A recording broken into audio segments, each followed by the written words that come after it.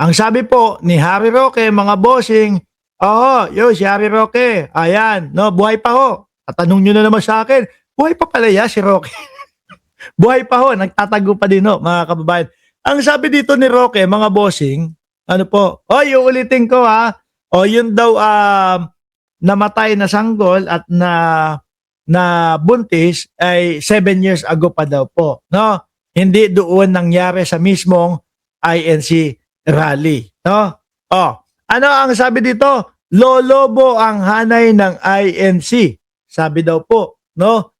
Ni Harry Roque, ni Boss Humba. Harry Roque looks for Filipinos under Roman Catholic amid Iglesia ni Cristo members rally at the EDSA People Power Monument Tuesday morning. Ano sabi niya? Simbahang Katolika, nasaan kayo sa laban ng taong bayan? No? Sa laban sa kasamaan. Sandali lang. Ang simbahan po, mga bossing, nananawagan din po. No? Ang simbahang Katoliko po, nananawagan din po na matapos o tapusin po yung korupsyon sa ating bayan. Kaya lang, hindi po kumakampi doon sa biruin mo yung ebidensya ay galing na mismo sa bunganga niya tapos ipagtatanggol pa ng simbahang Katoliko. Hindi naman po ganun kasi ang simbahang Katoliko. Ano po? Tsaka bakit nasabing malulugas ang hanay nyo at lolobo ang hanay ng INC? Paano naman kaya nasabi ni Roque yun? Tayo po, ako, straight Catholic po ako. No, sagrado, Katoliko ho ako, mga kababayan.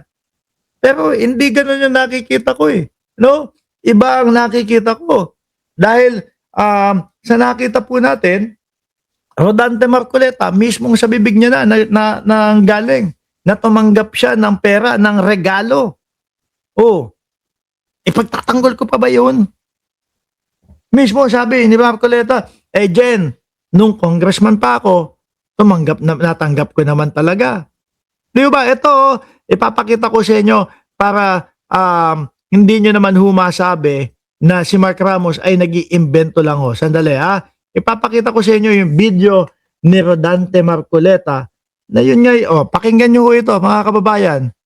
Sa akin talaga, congressman ako noon kung tanggapin mo ang laganto. Marami sila. Sana wag mo na kaming i-disclose ang identity. Contribution. Yun, dun din nalaglag si Rodante Marcoleta, mga kababayan. Biruin mo ba naman? Di ba? Hindi niya isinulat doon sa sose. Kaya hindi mo masasabi na yung natanggap niyang pera ay para doon sa kampanya niya ho, mga bossing. Doon talagang nalubog si Rodante Marcoleta. Tumanggap ako ng pera, 75 million ang total na halaga. Pero pag tinignan mo yung sose, paano niya ilalaban? Hindi, para sa kampanya ko yan. Ay tatanungin, paano mo sasabihin para sa kampanya mo? Hindi mo nga isinulat doon sa sose mo. Iyari. Ipit talaga mga kababayan eh. Ikaw ba? Kung ganun na yung nakita mo, tumatanggap, narinig mo, galing na sa kanya, may pag-amin na. Ipagtatanggol mo pa ba? Hindi na. Di ba sabi ni I Am Batman, palitadahan pa mukha niya, magkulang sa kapal.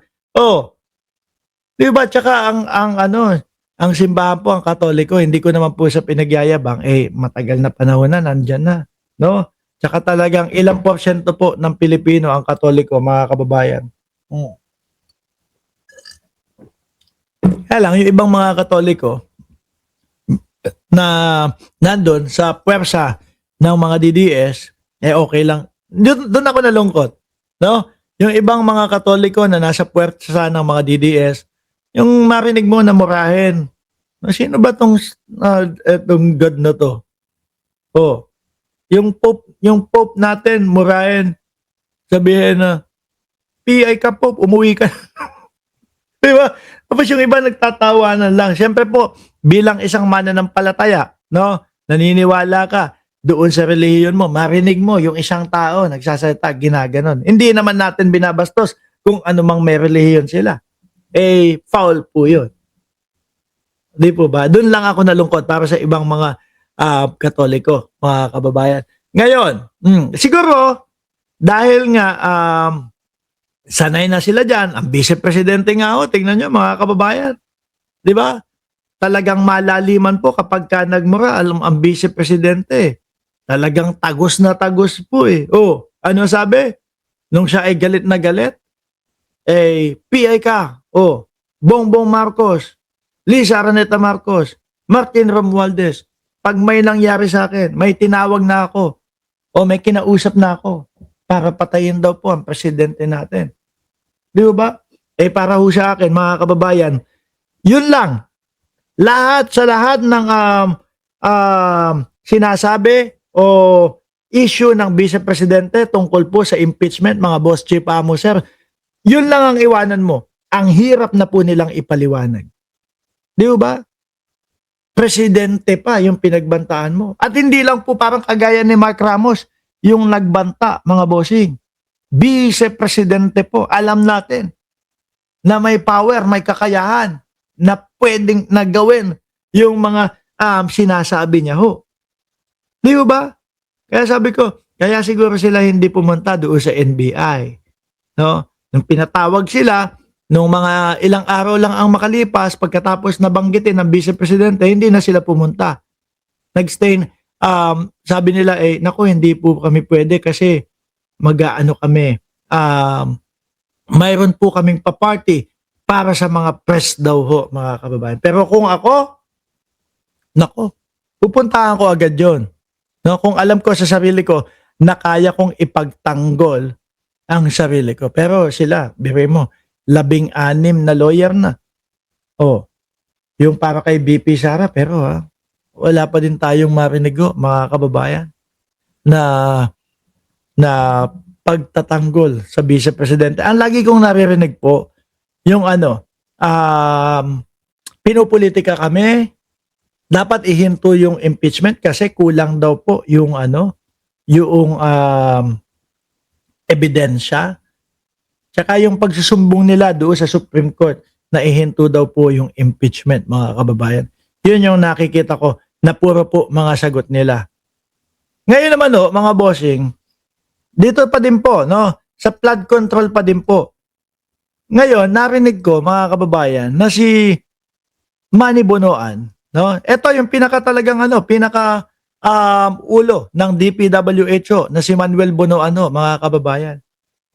Kumbaga, gagawin yata na state witness. Sabi ko, nung unang vlog natin, sabi ko, yan, gagawin state witness si Bonoan. Malamang alam niya lahat yung mga yan kasi siya yung pinaka-head, etc. Napagtanto ko bago po ako matulog, mga bossing, sadali lang. Parang ito yung ugat at ito yung pinaka